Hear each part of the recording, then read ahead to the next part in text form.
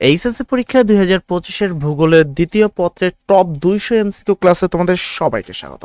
আজকের এই ক্লাসে আমরা ভূগোলের বিগত সালে যে প্রশ্নগুলো আসছে 2024 থেকে শুরু করে 2016 সাল পর্যন্ত যতগুলো প্রশ্ন আসছে সেখানে টপ 200 এমসিকিউ তোমাদের জন্য রেখেছি এবং এই 100% গ্যারান্টি দিচ্ছি যে এইচএসসি পরীক্ষা 2025-এর প্রশ্নগুলো কিন্তু সেখান থেকে আসবে। যেমন এই প্রশ্নটা যদি খেয়াল করো, এটা কিন্তু একটি বোর্ডেরই প্রশ্ন এবং আমরা টোটাল সর্বপ্রথম তোমাদের জন্য গুরুত্বপূর্ণ প্রশ্নগুলো ধারাবাহিকভাবে রাখবো। প্রথমে 19, 23, তারপর তোমাদের হলো 21, 22। তো এই যে গুরুত্বপূর্ণ এই প্রশ্নগুলো যে রয়েছে এগুলো আমরা ধারাবাহিকভাবে তোমাদের জন্য রাখবো, যেগুলো টপ 200 এমসিকিউ প্রশ্ন। আমি এতটুকু আশ্বস্ত করতে পারি যে এই এমসিকিউ প্রশ্নগুলো যদি তোমরা আয়ত্ত করতে পারো তাহলে 100% গ্যারান্টি থাকবে ভূগোল দ্বিতীয় পত্রে সবাই খুব ভালো রেজাল্ট করবা। তো চলো আমরা বেশি কথা না বলে সোজা চলে যাবো এমসিকিউতে এবং প্রত্যেকটা প্রশ্নের উত্তর দেখব। সর্বপ্রথম প্রশ্ন বলছে, শিক্ষা, স্বাস্থ্য ও চিকিৎসা প্রভৃতি ভূগোলের কোন শাখায় আলোচ্য বিষয়? শিক্ষা, স্বাস্থ্য, চিকিৎসা প্রভৃতি ভূগোলের কোন শাখার আলোচ্য বিষয়? উত্তর হবে সাংস্কৃতিক ভূগোল। উত্তর হবে কি সাংস্কৃতিক ভূগোল। নিচের উদ্দীপকটি লক্ষ্য করো এবং 2 ও 3 নং প্রশ্ন উত্তর করো। তো এখানে আমরা সর্বপ্রথম ভূগোলের এখানে দেখতে পাচ্ছি ক নামে একটা চিহ্ন আছে, খ নামে এখানে আরেকটা চিহ্ন রয়েছে। এখন প্রথম প্রশ্ন হলো, উদ্দীপকের ক স্থানটির বস্তি কোন প্রকার? উদ্দীপকের এই যে ক স্থানটি রয়েছে এই স্থানটির বস্তি কোন প্রকার? উত্তর হবে পুঞ্জীভূত। উত্তর হবে কি পুঞ্জীভূত। উদ্দীপকের খ স্থানের বস্তির অনুকূল বৈশিষ্ট্য হচ্ছে, এখানে উদ্দীপকের খ স্থানটি এই অঞ্চলে যেদিকে তুমি কক্সবাজার অবস্থিত সেই অঞ্চলটা বা পশ্চিম অঞ্চল আমরা এটাকে বলি। তো এই যে পূর্ব অঞ্চলটি আছে, উদ্দীপকের খ স্থানের বস্তির অনুকূল বৈশিষ্ট্য হচ্ছে, তো এর অনুকূল বৈশিষ্ট্য কি?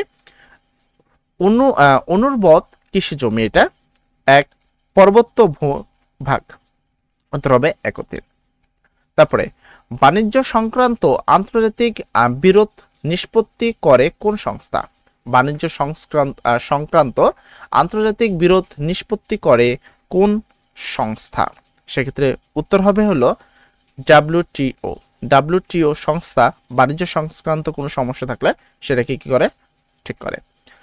তারপর বলছে সমুদ্র বৈশিষ্ট্য দেশ কোনটি? সমুদ্র বৈশিষ্ট্যিত দেশ কোনটি? সেক্ষেত্রে উত্তর হবে জাপান। জাপান হলো সমুদ্র বৈশিষ্ট্যিত একটি দেশ। লৌহ ও ইস্পাত উৎপাদনে এশিয়ার শীর্ষ দেশ কোনটি? লৌহ ও ইস্পাত উৎপাদনে এশিয়ার শীর্ষ দেশ কোনটি? উত্তর হবে চীন। লৌহ ও ইস্পাতের উৎপাদনে এশিয়ার শীর্ষ দেশ হলো চীন।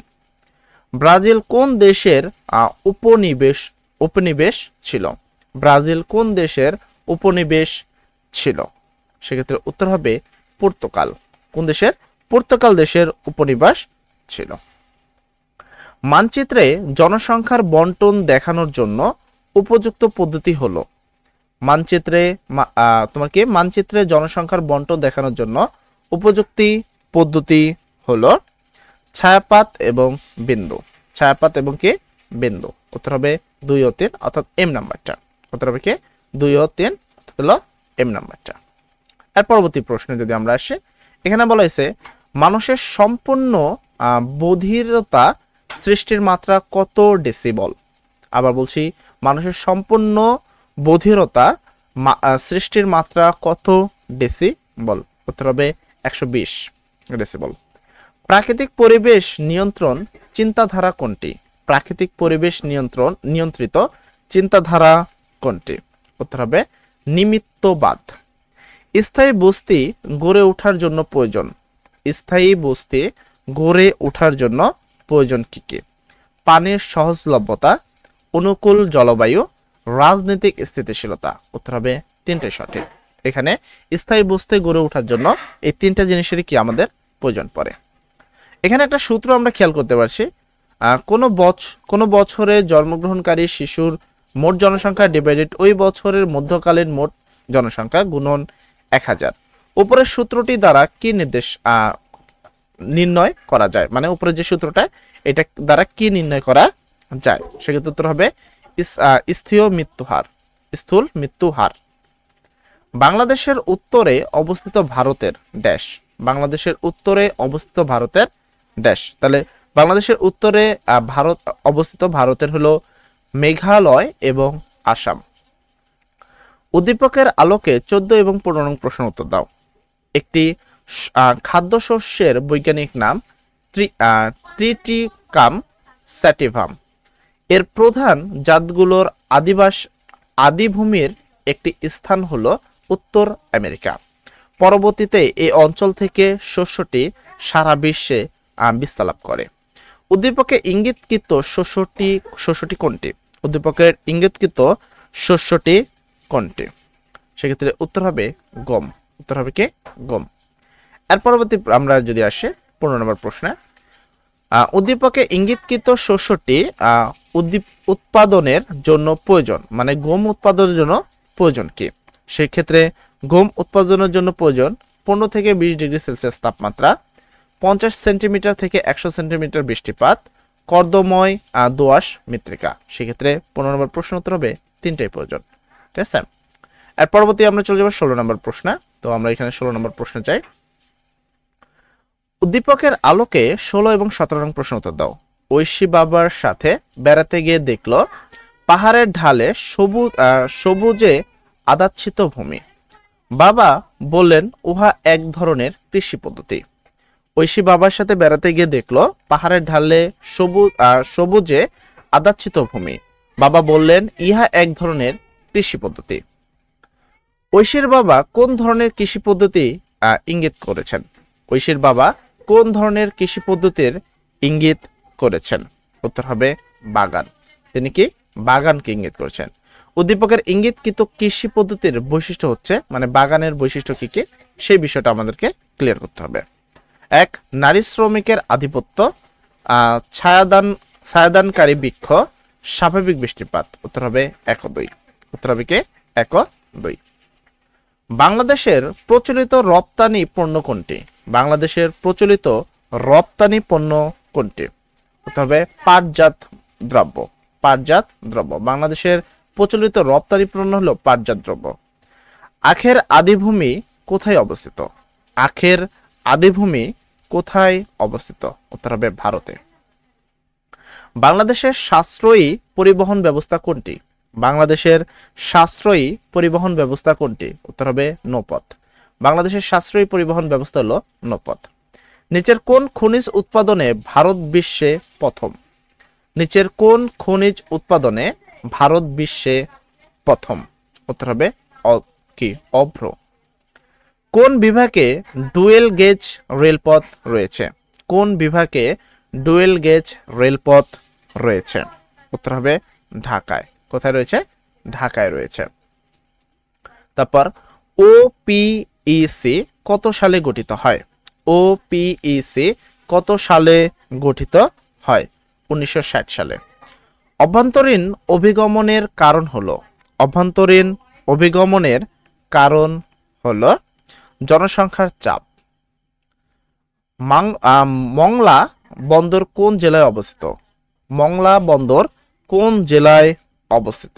উত্তর হবে বাগেরহাটে। কোথায় অবস্থিত? বাগেরহাটে অবস্থিত। আর পরবর্তী প্রশ্ন যদি আমরা খেয়াল করি, এখানে পরবর্তী প্রশ্ন বলছে গ্রাফাইট উৎপাদনকারী দেশ কোনটি? তোমরা যদি জানো তারা অতি তাড়াতাড়ি কমেন্ট সেকশনে বলে ফেলো গ্রাফাইট উৎপাদনকারী দেশ কোনটি। অনেকে সঠিক উত্তর দিয়েছে। আবার বলছি গ্রাফাইট উৎপাদনকারী দেশ কোনটি? তোমরা যারা যারা জানো প্রথম প্রশ্নের উত্তরটি কিন্তু তোমাদেরই দিতে হবে। যাই হোক, তোমাদের সবাইকে ধন্যবাদ যারা যারা উত্তরটা দিয়েছো। উত্তরটি হবে ভারত। গ্রাফাইট উৎপাদনকারী দেশ হলো ভারত। গ্রিন হাউস গ্যাস কোনটি? গ্রিন হাউস গ্যাস কোনটি? উত্তর হবে carbon die oxide. Green house gas হলো কার্বন ডাই অক্সাইড। চা উৎপাদনে অনুকূল অবস্থা, চা উৎপাদনে অনুকূল অবস্থা ড্যাশ। উত্তর হবে ঢালুভূমি এবং প্রচুর বৃষ্টিপাত। ঢালুভূমি এবং প্রচুর বৃষ্টিপাত। বিশ্বের সর্বাধিক আখ উৎপাদনকারী দেশ কোনটি? বিশ্বের সর্বাধিক আখ উৎপাদনকারী দেশ কোনটি? উত্তর হবে ব্রাজিল। বিশ্বের সর্বাধিক আখ উৎপাদনকারী দেশ হলো ব্রাজিল। উদ্দীপক পরে 5 ও 6 নং প্রশ্ন উত্তর দাও।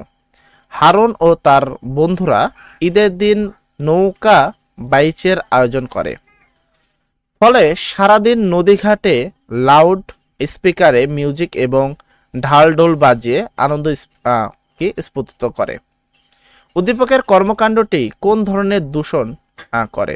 উদ্দীপকের কর্মকাণ্ডটি কোন ধরনের দূষণ করে? প্রথম, এখানে বলা হয়েছে শব্দ দূষণ করে, যেহেতু তারা উচ্চ শব্দে কিছু বাজাচ্ছে, তার মানে এখানে কি দূষণ করছে? শব্দ দূষণ। উদ্দীপকের কর্মকাণ্ডের প্রভাবে হতে পারে, উদ্দীপকের কর্মকাণ্ড কি করছে? শব্দ দূষণ করছে। এবং শব্দ দূষণে কি কি হতে পারে? শব্দ দূষণ হতে পারে হৃদরোগ হতে পারে, স্নায়ুর বিকলতা হতে পারে। উত্তর হবে 2 ও 3।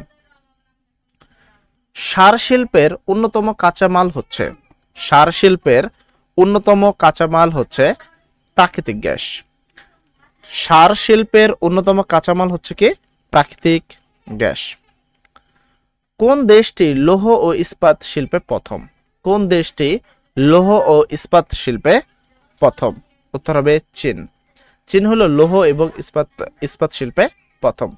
উদ্দীপকটি পড়ে 9 এবং 10 নং প্রশ্ন উত্তর দাও। তো উদ্দীপকটি আমরা দেখব। এখানে ক এই অঞ্চলকে নির্দেশ করছে এবং খ এই অঞ্চলকে নির্দেশ করছে। আমরা একটু ভালো করে উদ্দীপকটি দেখে নিব, যেহেতু আমরা বারবার উদ্দীপক দেখতে পারছি না, তো আমরা উদ্দীপকটি ভালোভাবে দেখে নিয়েছি। এবার আমরা প্রশ্নে চলে যাব। তো আমরা যদি একটু প্রশ্ন খেয়াল করি যে প্রশ্নে কি বলছে, বলছে খ চিহ্নিত বিভাগের শহরটি কোন নদীর তীরে অবস্থিত। তো খ চিহ্নিত যে বিভাগটা আছে সেটা কিন্তু নিচের দিকে রয়েছিল, আর নিচের দিকে যে নদীটা রয়েছে সেই নদীটার নাম হলো রূপসা। নদীটাকে রূপসা নদীর তীরে অবস্থিত। ক খ চিহ্নিত বিভাগীয় শহর দুটি কোন পদ দ্বারা সংযুক্ত? ক খ চিহ্নিত বিভাগীয় শহর দুটি কোন পদ দ্বারা সংযুক্ত? 1 বিমান, রেল, নৌ, 3টা পদ দ্বারাই কিন্তু সংযুক্ত। এরপর আসি সিএফসি তৈরির জন্য দায়ী। সিএফসি তৈরির জন্য দায়ী কে? এয়ার কন্ডিশনার, তারপর হলো কি রেফ্রিজারেটর, এয়ার কন্ডিশনার এবং রেফ্রিজারেটর। সিএফসি তৈরির জন্য দায়ী কে? এয়ার কন্ডিশনার এবং রেফ্রিজারেটর। উত্তর হবে 1 ও 2। সরি, উত্তর হবে এখানে তোমার 11 নম্বরে 1 ও 2 উত্তর হবে। ঠিক আছে। আচ্ছা, এরপরে বাংলাদেশের কোন নৃগোষ্ঠী রাজশাহী অঞ্চলে বসবাস করে? বাংলাদেশের কোন নৃগোষ্ঠী রাজশাহী অঞ্চলে বসবাস করে? উত্তর হবে সাঁওতাল। কি আর বলবো, আমি নিজেও তো রাজশাহী মানে অঞ্চলে বসবাস করি, তাতে কি আমি কি সাঁওতাল? যাই হোক, কোনো কিছু না। বাংলাদেশ কোন নৃগোষ্ঠী রাজশাহী অঞ্চলে বসবাস করে? উত্তর হবে কি সাঁওতাল। মধ্যপ্রাচ্যের সর্বাধিক তেল উৎপাদনকারী দেশ কোনটি? মধ্য প্রাচ্যের সর্বাধিক তেল উৎপাদনকারী দেশ কোনটি? উত্তর হবে সৌদি আরব। উত্তর হবে কি সৌদি আরব। অভিগমন নির্ভর করে, অভিগমন নির্ভর করে সরকারের নীতির উপরে। এখানে আবার বলছি, তুমি ভালো করে প্রশ্নটা দেখবা এবং উত্তরটা ভালো করে দেখবা। অভিগমন নির্ভর করে সরকারি নীতির উপরে, নিজেদের চাহিদার উপর, পরিবারের সুযোগ সুবিধার উপর। উত্তর হবে 3টাই সঠিক। বহির্বিশ্বের সাথে বাণিজ্য সংগঠিত হওয়ার প্রধান কারণ? বহির্বিশ্বের সাথে বাণিজ্য সংগঠিত হওয়ার প্রধান কারণ কি? মানে কি কি কারণে আমরা বাণিজ্য করি? সম্পদের ঘাটতির জন্য এবং উৎপাদনের উদ্ভিদ পণ্যের জন্য। উত্তর হবে 1 ও 3। উত্তর হবে কি 1 ও 3। এরপর আসি বাংলাদেশের সবচেয়ে বড় শ্রম বাজার কোথায়? বাংলাদেশের সবচেয়ে বড় শ্রম বাজার কোথায়? উত্তর হবে সৌদি আরব। কোথায়? সৌদি আরব। বাংলাদেশের সবচেয়ে বড় শ্রম বাজার হলো সৌদি আরবে। নারায়ণগঞ্জ কোন নদীর তীরে অবস্থিত? নারায়ণগঞ্জ কোন নদীর তীরে অবস্থিত? উত্তর হবে শীতলক্ষ্যা। শীতলক্ষ্যা নদীর তীরে অবস্থিত। নারায়ণগঞ্জ শীতলক্ষ্যা নদীর তীরে অবস্থিত। এর পরবর্তী প্রশ্ন যদি আমরা খেয়াল করি, উদ্দীপক পড়ে 18-19 নং প্রশ্ন উত্তর দাও। ছাতক সিমেন্ট কারখানায় একটি খনিজ কাঁচামাল হিসাবে ব্যবহার করে, যা আমাদের দেশে পাওয়া গেলেও অপর্যাপ্ততার কারণে বিদেশ থেকে আমদানি করতে হয়।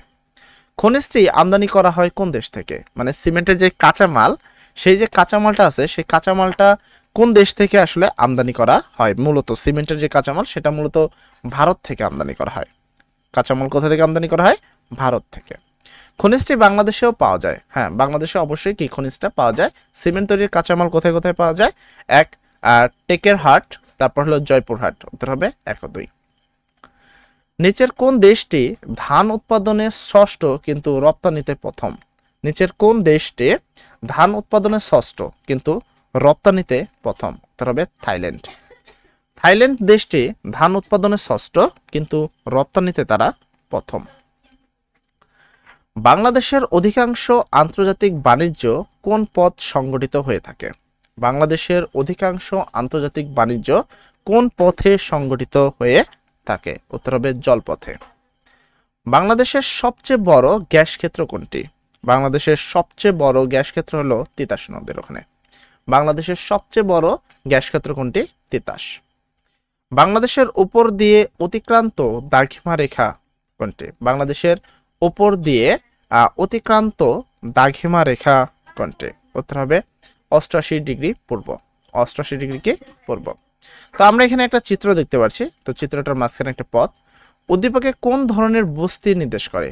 এখানে একটু, এখানে একটু, এখানে একটু। তো এই ধরনের যে প্রশ্নটা আছে এটা কোন ধরনের বস্তি নির্দেশ করে? উত্তর হবে সারিবদ্ধ বস্তি। এটা কি সারিবদ্ধ, কারণ এখানে সারিবদ্ধভাবেই রয়েছে। তাহলে এটা একটা কি সারিবদ্ধ বস্তি নির্দেশ করে। জনমিতিক ট্রানজিশনাল মডেল কত সালে উপস্থাপন করা হয়? জনমিতিক ট্রানজিশনাল মডেল কত সালে উপস্থাপন করা হয়? সেক্ষেত্রে 25 নম্বর প্রশ্ন উত্তর হবে হলো 1929 সালে। 1929 সালে। ঠিক আছে। আর পরবর্তী প্রশ্নে আমরা চলে যাব এবং আমরা পরবর্তী প্রশ্নটি দেখব।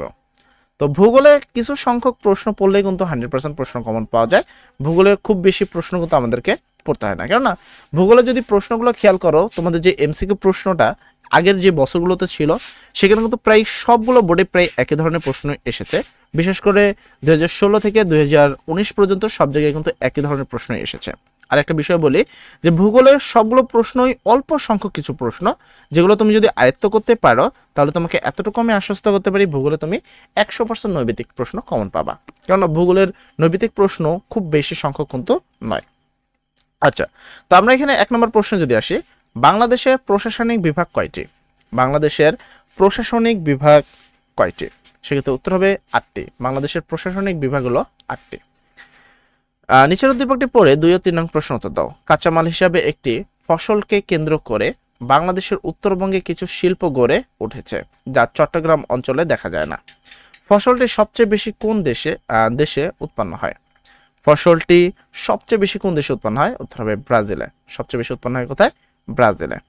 উদ্দীপকের যে ফসলটি রয়েছে সেই সংক্রান্ত এখানে কিছু উদ্দীপক রয়েছে, আমরা ভালো করে দেখাবো।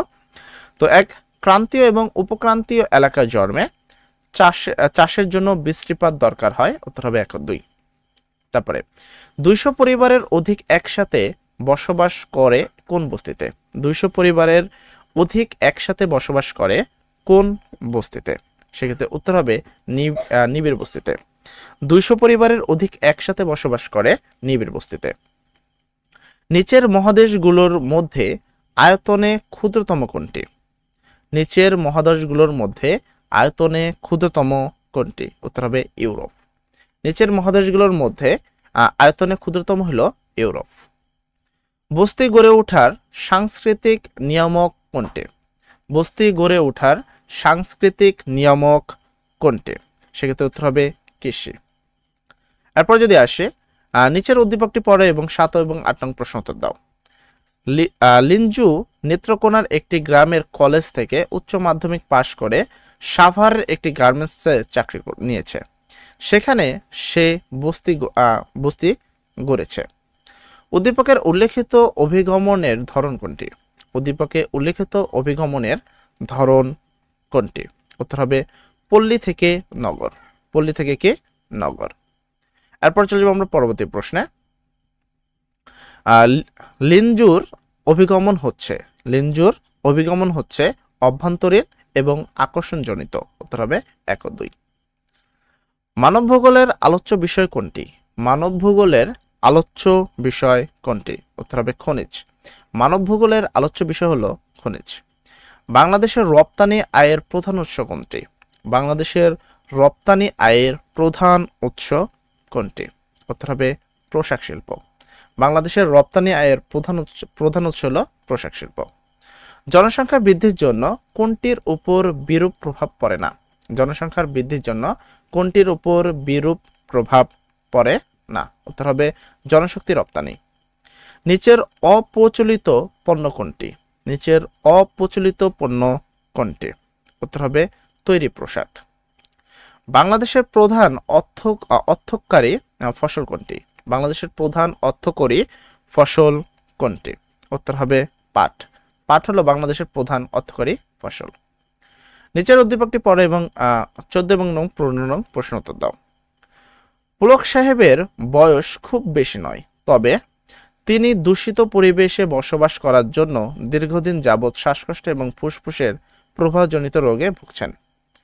উদ্দীপকের ইঙ্গিতকৃত দূষণ কোন ধরনের? তাহলে এখানে তুমি দেখো পুলক সাহেব কিন্তু কি তিনি পুলক সাহেব বয়স বেশি না, তবে তিনি তিনি দূষিত পরিবেশে বসবাস করছে। কিতে দূষিত পরিবেশে তিনি বসবাস করছে, যার কারণে তার কি হচ্ছে, শ্বাসকষ্ট হচ্ছে। তো শ্বাসকষ্ট অ্যাকচুয়ালি কোন কারণ হয়ে থাকে? যখন আমাদের কি পরিবেশ দূষণ হয়ে থাকে, বিশেষ করে বায়ু দূষণ হয়ে থাকে। তো বায়ু দূষণ থাকলে আমাদের কি হবে? বায়ু দূষণ থাকলে আমাদের শ্বাসকষ্ট এবং ফুসফুসে সমস্যা হবে। উদ্দীপকের দূষণের কারণ হচ্ছে, মানে বায়ু দূষণের কারণ কি কি? বায়ু দূষণের কারণ কি? জমিতে রাসায়নিক সার ব্যবহার, এটা তো মাটি দূষণ হয়, বায়ু দূষণ হয় না। তাই জ্বালানি হিসাবে কাঠের ব্যবহার, এখানে বায়ু দূষণ হয়। রেফ্রিজারেটরের ব্যাপক ব্যবহার, উত্তর হবে 2 ও 3। দূরত্ব বেশি কোন রেল পথটির? দূরত্ব বেশি কোন রেল পথটির? সেক্ষেত্রে উত্তর হবে ঢাকা টু সিরাজগঞ্জ। ঢাকা টু সিরাজগঞ্জের দূরত্ব এখানে সবচেয়ে বেশি। এর পরবর্তী আমরা চলে যাব পরবর্তী প্রশ্নে।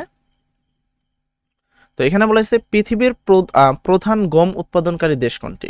পৃথিবীর প্রধান গম উৎপাদনকারী দেশ কোনটি? সেক্ষেত্রে 17 নম্বর প্রশ্নের উত্তর হবে হলো গণচীন। পৃথিবীর প্রধান গম উৎপাদনকারী দেশ হলো গণচীন। বাংলাদেশের শ্রম শক্তি বিদেশে প্রেরণ করা হয় কোন সাল থেকে? বাংলাদেশের শ্রম শক্তি বিদেশে প্রেরণ করা হয় কোন সাল থেকে? উত্তর হবে 1976 সাল থেকে। কার্পাস বনয় শিল্পে বিশ্বের শীর্ষস্থানীয় দেশ কোনটি? কার্পাস বনয়ন শিল্পে বিশ্বের শীর্ষস্থানীয় দেশ কোনটি? উত্তর হবে চীন। ওপিইসি মানে অপিস প্রতিষ্ঠানের উদ্যোক্তা রাষ্ট্র কোনটি? ওপিক প্রতিষ্ঠার উদ্যোক্তা রাষ্ট্র কোনটি? সেক্ষেত্রে উত্তর হবে ইরাক। যুক্তরাষ্ট্রের হ্রদ অঞ্চলে কোন শিল্প বেশি গড়ে উঠেছে? যুক্তরাষ্ট্রের হ্রদ অঞ্চলে কোন শিল্প বেশি গড়ে উঠেছে? সেক্ষেত্রে উত্তর হবে লৌহ ও ইস্পাত। রূপপুর পারমাণবিক বিদ্যুৎ কেন্দ্র অবস্থিত কোন জেলায়? রূপপুর পারমাণবিক বিদ্যুৎ কেন্দ্র অবস্থিত কোন জেলায়? উত্তর হবে পাবনা জেলায়। ইগলু কাদের বাসগৃহ? ইগলু কাদের বাসগৃহ? উত্তর হবে এস্কিমো। ইগলু এস্কিমো জাতের যে বাসগৃহ আছে তাদের। নিচের উদ্দীপকটি পড়ো এবং 24 এবং 25 নম্বর প্রশ্ন উত্তর দাও। শফিকুর বাংলাদেশের উপকূলে একটি জেলার ব্যাংকে চাকরি করে। একদিন সে বিকালে বেড়াতে গিয়ে নিচে উন্মুক্ত 3 তলা বিশিষ্ট বিল্ডিং দেখতে পায়, যা মানুষ ও প্রাণীকুল একটি বিশেষ দুর্যোগ নিরাপত্তা স্থান হিসাবে ব্যবহার করে। উদ্দীপকে উল্লেখিত উপকূলীয় এলাকা পৃথিবীর অন্যতম দুর্যোগপূর্ণ অঞ্চল হবার কারণ হচ্ছে, তো কারণ কি সেটা আমরা এখানে উল্লেখ করব।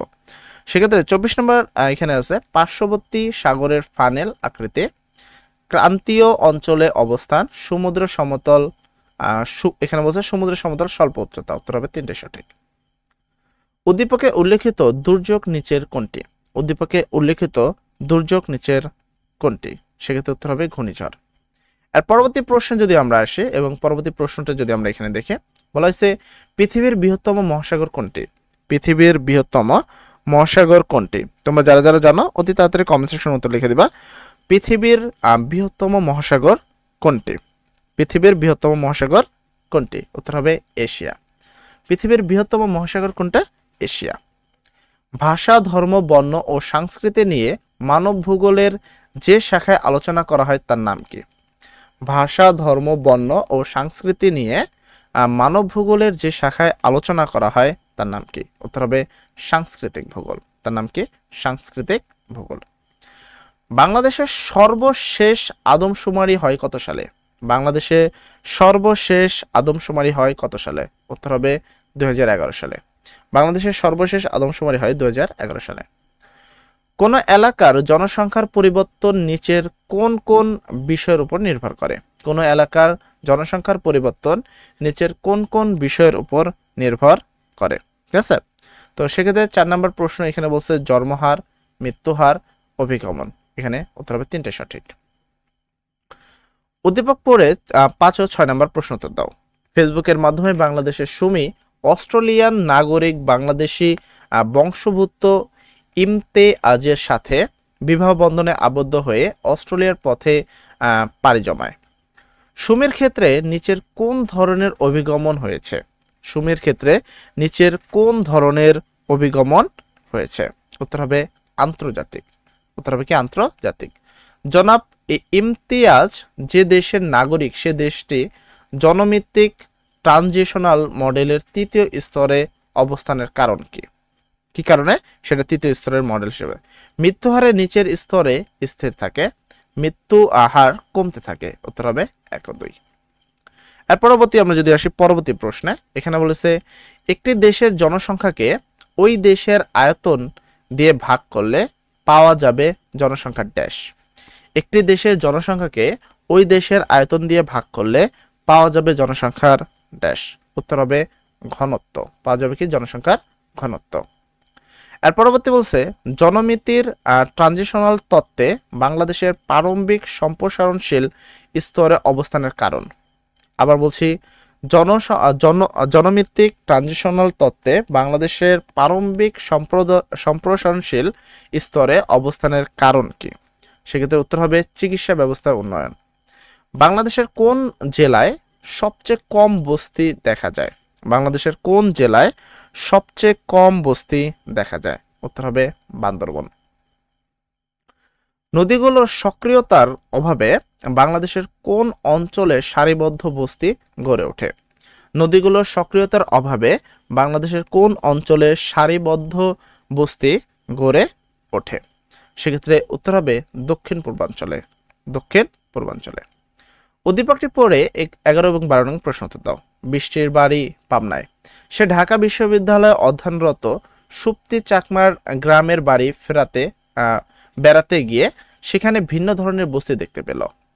বৃষ্টি কোন ধরনের বস্তি দেখতে পেয়েছিল?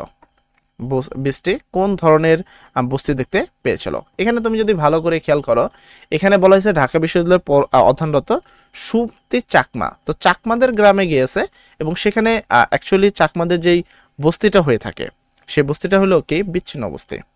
চাকমাদের বস্তিটা কি বিচ্ছিন্ন। তো এর পরবর্তী প্রশ্নে বলা হয়েছে উদ্দীপকে ইঙ্গিতকৃত এলাকার সাথে বৃষ্টির নিজ এলাকার বস্তির ভিন্নতর হওয়ার কারণ, মানে চাকমাদের এবং তার যে বস্তি আছে তাদের মধ্যে ভিন্নতা হওয়ার কারণ কি? 1 মৃত্তিকার ভিন্নতার কারণ, গৃহ নির্মাণের ধরন, সাংস্কৃতিক বৈচিত্র্যতা। উত্তর হবে 3টাই সঠিক। উত্তর হবে কি 3টাই সঠিক। আর পরবর্তী প্রশ্ন যদি আমরা এখানে খেয়াল করি, আর পরবর্তী প্রশ্ন বলছে ঢালুভূমি ও পর্যাপ্ত বৃষ্টিপাত কোন ফসল চাষের সহায়ক? ঢালুভূমি ও পর্যাপ্ত বৃষ্টিপাত কোন ফসল চাষের সহায়ক? উত্তর হবে চা। উত্তর হবে কি চা। নিরক্ষীয় অঞ্চলে সাধারণত গম চাষ হয় না কেন? নিরক্ষীয় অঞ্চলে সাধারণত গম চাষ হয় না কেন? তাপমাত্রার আধিপত্যের কারণে, বৃষ্টিপাতের আধিপত্যের কারণে। উত্তর হবে 1 ও 2। উদ্দীপকটি পড়ে 15 নং প্রশ্ন উত্তর দাও। এখানে তুমি যদি খেয়াল করো এই জায়গাটাকে বলছে তারা হলো এ আর এই জায়গাটাকে তারা বলছে বি। ঠিক আছে? 2013 সালের হিসাব অনুযায়ী এ ও বি দেশ দুটি তাদের প্রধান খাদ্যশস্য উৎপাদনে বিশ্বে যথাযথ 4র্থ ও 6ষ্ঠ স্থান করেছে। উক্ত খাদ্যশস্য রপ্তানির ক্ষেত্রে প্রথম দেশ। আচ্ছা, একটু আমরা দাঁড়াবো যতক্ষণ আজানটা দিচ্ছে। ঠিক আছে? আজানটা পর্যন্ত তোমরা এই করে দিবা। তোমরা এতক্ষণে এই 15 নম্বর প্রশ্ন উত্তরটি দিবা। ঠিক আছে? আর যারা এখন পর্যন্ত চ্যানেলটি সাবস্ক্রাইব করনি তাদেরকে বলবো চ্যানেলটি অবশ্যই অতি তাড়াতাড়ি চ্যানেলটি সাবস্ক্রাইব করবা। পাশাপাশি তোমাদের বাকি যেই সাবজেক্টটা রয়েছে সেই সাবজেক্টে আমরা পর্যাপ্ত পরিমাণ ক্লাস কিন্তু তোমাদের জন্য আপলোড দিয়েছি।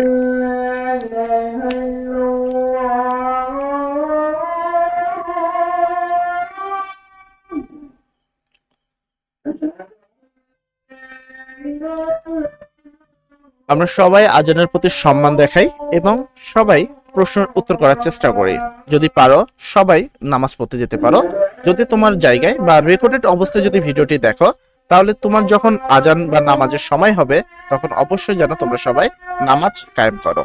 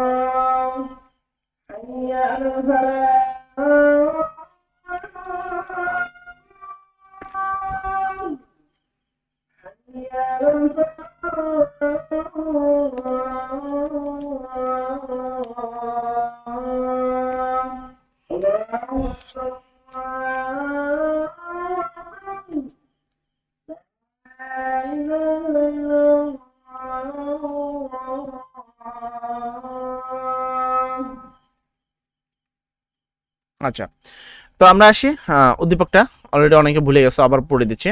2013 সালের হিসাব অনুযায়ী এ ও বি দেশ দুটি তাদের প্রধান খাদ্যশস্য উৎপাদনে বিশ্বে যথাক্রমে চতুর্থ এবং ষষ্ঠ স্থানে রয়েছে। উক্ত খাদ্যশস্য রপ্তানির ক্ষেত্রে এ দেশের তেমন ভূমিকা না থাকলেও বি দেশের প্রায় শীর্ষে স্থানে রয়েছে। উদ্দীপকের দেশ দুটিতে যে খাদ্যশস্য উৎপাদন হয় তার অনুকূল তাপমাত্রা কত ডিগ্রি সেলসিয়াস? উৎপাদন যে হয় তার অনুকূল তাপমাত্রা কত ডিগ্রি সেলসিয়াস? সেক্ষেত্রে উত্তর হবে 18 থেকে 27 ডিগ্রি সেলসিয়াস। উদ্দীপকে উল্লেখিত এ দেশটি ইঙ্গিতপূর্ণ খাদ্যশস্যটির রপ্তানির বাণিজ্য কম গুরুত্বপূর্ণ কেন? খাদ্যশস্যটির রপ্তানি বাণিজ্য কম গুরুত্বপূর্ণ কেন? অধিক জনসংখ্যা, অভ্যন্তরীণ চাহিদা, বাজারজাতকরণে অসুবিধা। উত্তর হবে তিনটে সঠিক। বাংলাদেশের প্রধান খনিজ সম্পদ কোনটি? বাংলাদেশের প্রধান খনিজ সম্পদ কোনটি? উত্তর হবে প্রাকৃতিক গ্যাস। বাংলাদেশের প্রধান খনিজ সম্পদ হলো প্রাকৃতিক গ্যাস। বাংলাদেশের বৃহত্তম সিলেট অঞ্চলে যে খনিজ সম্পদ পাওয়া যায় তার প্রধান উপাদান কোনটি? বাংলাদেশের বৃহত্তর সিলেট অঞ্চলে যে খনিজ সম্পদ পাওয়া যায় তার প্রধান উপাদান কোনটি? সেক্ষেত্রে উত্তর হবে মিথেন। উত্তর হবে কি? মিথেন। 2012 সালে তথ্য অনুসারে বিশ্বের শীর্ষে লৌহ আকরিক উৎপাদনকারী দেশ কোনটি? 2012 সালে তথ্য অনুযায়ী বিশ্বের শীর্ষে লৌহ আকরিক উৎপাদনকারী দেশ কোনটি? এই প্রশ্নটা আমি তোমাকে অনেক কভার করছি। প্রশ্নটা ঘুরিয়ে পেঁচিয়ে দেয়, কখনো বলে লৌহ উৎপাদনকারী, কখনো বলে লৌহ আর ইস্পাত উৎপাদনকারী দেশ কোনটা? উত্তর কিন্তু সেমি, উত্তর হবে চীন। উদ্দীপকটি পড়ে তোমার 20 ও 21 নং প্রশ্ন উত্তর দাও। অনেক ফেঙ্গুঞ্জল সার কারখানার চাকরি করে। ওই কারখানার ব্যবহৃত প্রধান কাঁচামাল সিমেন্টের হরিপুর থেকে সরবরাহ করা হয়। উদ্দীপকে উল্লেখিত কারখানার কোন খনিজ ব্যবহার করা হয়? উদ্দীপকে উল্লেখিত কারখানায় কোন খনিজ ব্যবহার করা হয়? তো এখানে একটা সার কারখানা, তো সারের জন্য তৈরি হয় প্রাকৃতিক গ্যাস। প্রাকৃতিক গ্যাসের প্রধান ব্যবহার করা হয়। এর পরবর্তী আমরা যদি আসি, উদ্দীপকের কারখানায় ব্যবহৃত কাঁচামাল আর কি কাজে ব্যবহার করা হয়? উদ্দীপকে কারখানায় ব্যবহৃত কাঁচামাল মানে হলো প্রাকৃতিক গ্যাস, আর কি কাজে ব্যবহার করা হয়? তো প্রাকৃতিক গ্যাস কোন কোন কাজে ব্যবহার করা হয়? যানবাহনের জ্বালানি হিসাবে, তাপবিদ্যুৎ কেন্দ্রে জ্বালানি হিসাবে, সৌরশক্তি কেন্দ্রে। এটা ভুল কথা, উত্তর হবে 1-2। উত্তর হবে 1-2। 22 নম্বর প্রশ্ন, বিশ্বের সর্বোচ্চ গম উৎপাদনকারী দেশ কোনটি? বিশ্বের সর্বোচ্চ গম উৎপাদনকারী দেশ কোনটি? উত্তর হবে চীন। বাংলাদেশের সিমেন্ট শিল্পের প্রধান কাঁচামাল কোনটি? বাংলাদেশের সিমেন্ট শিল্পের প্রধান কাঁচামাল কোনটি? উত্তর হবে চুনাপাথর। বাংলাদেশের সিমেন্ট শিল্পের প্রধান কাঁচামাল হলো কি? চুনাপাথর। আর পরবর্তী প্রশ্ন যদি আমরা আসি, এখানে বলা হয়েছে বাংলাদেশের দক্ষিণ পূর্বাঞ্চলে চিনি শিল্প গড়ে না ওঠার কারণ। বাংলাদেশের দক্ষিণ পূর্বাঞ্চলে চিনি শিল্প গড়ে না ওঠার কারণ। তো কারণটা কি? তার কারণ হলো কাঁচামালের অভাব। উত্তর হবে কি? কাঁচামালের অভাব। উদ্দীপক পরে 25 ও 26 নম্বর প্রশ্ন উত্তর দাও। স্বাধীনতার উত্তর বাংলাদেশের অর্থনৈতিক অগ্রগতি ও কর্মসংস্থান সৃষ্টির লক্ষ্য দেশের অবহেলিত নারী গোষ্ঠীতে কাজে লাগিয়ে করিম সাহেব নতুন এক প্রকার শিল্প স্থাপনের পরিকল্পনা করেন। করিম সাহেবকে অনুসরণ করে পরবর্তীতে অনেক এই শিল্পেতে এগিয়ে আসেন, যার ফলশ্রুতিতে বর্তমানে এটি দেশের অন্যতম প্রধান শিল্প। এটি শিল্পজাত পণ্যের প্রধান ক্রেতা ইউরোপীয় ইউনিয়ন ও মার্কিন যুক্তরাষ্ট্র। এবার প্রশ্ন হলো, করিম সাহেব কি শিল্পজাত পণ্য রপ্তানি করেন? করিম সাহেব কি শিল্পজাত রপ্তানি করেন? সেক্ষেত্রে উত্তর হবে তৈরি পোশাক। তিনি অ্যাকচুয়ালি তৈরি পোশাক গড়ে তোলেন। এরপর উদ্দীপকে ইঙ্গিতকৃত শিল্পের অনুকূল নিয়ামক কোনটি? উদ্দীপকে ইঙ্গিতকৃত শিল্পের অনুকূল নিয়ামক কোনটি? সেক্ষেত্রে এক বলছে আন্তর্জাতিক বাজার, কাঁচামাল এবং নারী শ্রমিক। উত্তর হবে তিনটে সঠিক। কেন শীতলক্ষ নদীর তীরে সার কারখানা গড়ে উঠেছে? কেন শীতলক্ষ নদীর তীরে সার কারখানা গড়ে উঠেছে? এক, প্রাকৃতিক গ্যাসের উপস্থিতির কারণে। দুই, সুষ্ঠু পরিবহন ব্যবস্থার কারণে। উত্তর হবে 1 ও 3। স্বল্প ব্যয়ে অধিক পণ্য পরিবহনে কোনটি সুবিধাজনক? স্বল্প ব্যয়ে অধিক পণ্য পরিবহনে কোনটি সুবিধাজনক? উত্তর হবে জলপথ। চট্টগ্রাম বন্দর থেকে সিলেটে জ্বালানি তেল পরিবহন কোন রেলপথ ব্যবহার করে হয়? চট্টগ্রাম বন্দর থেকে সিলেটে জ্বালানি তেল পরিবহনে কোন রেলপথ ব্যবহার করা হয়? উত্তর হবে মিটার গ্যাস। উত্তর হবে কি মিটার গ্যাস। বাংলাদেশের প্রধান রপ্তানি পণ্য কোনটি? বাংলাদেশের প্রধান রপ্তানি পণ্য কোনটি? সেক্ষেত্রে 30 নম্বর প্রশ্নের উত্তর হবে হলো তৈরি পোশাক। বাংলাদেশের প্রধান রপ্তানি পণ্য হলো তৈরি পোশাক। নিচের কোনটি বৃহত্তম বাণিজ্যিক সংগঠন? নিচের কোনটি বৃহত্তম বাণিজ্যিক সংগঠন? উত্তর হবে ইউরোপীয় ইউনিয়ন। আশ্রয়কেন্দ্রের নির্মাণ দুর্যোগ ব্যবস্থাপনা চক্রের কোন ধাপের সাথে সংশ্লিষ্ট? আবার বলছি, আশ্রয়কেন্দ্রের নির্মাণ দুর্যোগ ব্যবস্থাপনা চক্রের কোন ধাপের সাথে সংশ্লিষ্ট? সেক্ষেত্রে 32 নম্বর প্রশ্নের উত্তর হবে হলো প্রতিরোধ। উত্তর হবে কি প্রতিরোধ। দুর্যোগ প্রশমনের জন্য কোনটি গুরুত্বপূর্ণ? দুর্যোগ প্রশমনের জন্য কোনটি গুরুত্বপূর্ণ? অবকাঠামোগত উন্নয়ন এবং দুর্যোগ হ্রাসের কি কৌশল নির্ধারণ। উত্তর হবে 1 ও 2। উদ্দীপকটি পড়ে 34 এবং 35 নম্বর প্রশ্ন উত্তর। অভি জলপথে ঢাকা হতে নারায়ণগঞ্জে যাচ্ছিল। সে লক্ষ্য করল যাত্রাপথে দুপাশের কলকারখানায় বজ্র সেখানকার প্রবাহমান ধারায় এসে মিশছে। অভির দেখা সমস্যাটি নিচের কোনটি দূষিত করে? অভির দেখা সমস্যাটি নিচের কোনটি দূষিত করে? উত্তর হবে পানি দূষিত করে। উদ্দীপকের উল্লেখিত সমস্যাটি নিচের কোনটি নির্দেশ করে? উদ্দীপকে উল্লেখিত সমস্যাটি নিচের কোনটি নির্দেশ করে? উত্তর হবে কি মানব সৃষ্টি দূষণ এবং পরিবেশ দূষণ। উত্তর হবে 2 ও 3। তো আমরা তোমাদেরকে মোটামুটি যে প্রশ্নগুলো দেখতে পারছো, তো আমি তোমাদেরকে একটু দেখিয়ে দিই। আমি সর্বপ্রথম তোমাদের করেছি সকল বোর্ড 2016 যতগুলো প্রশ্ন ছিল সব করাইছি। শেষে তোমাদের জন্য বেশ কিছু গুরুত্বপূর্ণ কথা আছে, একটু কষ্ট করে শুনবা। এরপরে তোমাকে করাইছি সকল বোর্ড 2018 যে প্রশ্নগুলো রয়েছে সে 17 যে প্রশ্ন, তারপরে করাইছি সকল বোর্ড 18 যে প্রশ্নগুলো আছে সেগুলো, দেন আমি করাইছি সকল বোর্ড 19 যে প্রশ্ন আছে সেগুলো। এখন তোমাদেরকে আরো কিছু প্রশ্ন এছাড়াও পড়তে হবে, সেটা আমি একটু ক্লিয়ার করে দিই। তো তোমাদেরকে এখানে মূলত 2024 সালের যে প্রশ্নগুলো আছে সেগুলো ভালো করে পড়তে হবে। 2024 থেকে 2022 পর্যন্ত যে প্রশ্নগুলো হয়েছে সেই কয়টা প্রশ্ন তোমাকে আলাদাভাবে পড়ে নিতে হবে। এবং আমার এই প্রশ্নগুলো যেগুলো আমি করেছি এগুলো তোমরা মূলত তোমাদের প্রশ্নপত্রে থাকে না, বা তোমাদের সিলেবাস তোমাদের যেই সাপ্লিমেন্ট সেখানে উপস্থিত নাই। তো উপস্থিত না থাকার কারণে আমি এগুলো করে দিয়েছি, আর যেগুলো তোমাদের মেন বইয়ে বা তোমাদের সাপ্লিমেন্ট বা টেস্ট পেপারে উল্লেখ রয়েছে সেগুলো আমি তোমাদেরকে বাড়িতে পড়ার জন্য অনুরোধ করলাম। তো আমার এই সাজেশন থেকে তুমি যদি ঠিকঠাকভাবে আমাদের এই ক্লাসটা সম্পূর্ণ দেখো, পাশাপাশি 2024 থেকে 2022-এর যে প্রশ্নগুলো রয়েছে সেই প্রশ্নগুলো যদি আয়ত্ত করতে পারো, আমি তোমাকে গ্যারান্টি দিব ভূগোল দ্বিতীয় পত্রে তুমি সবচেয়ে ভালো রেজাল্ট করবে এবং A+ নিশ্চয়তা তোমাদের থাকবে ইনশাআল্লাহ। সবাই ভালো থাকবা, সবার জন্য দোয়া করি। আসসালামু আলাইকুম।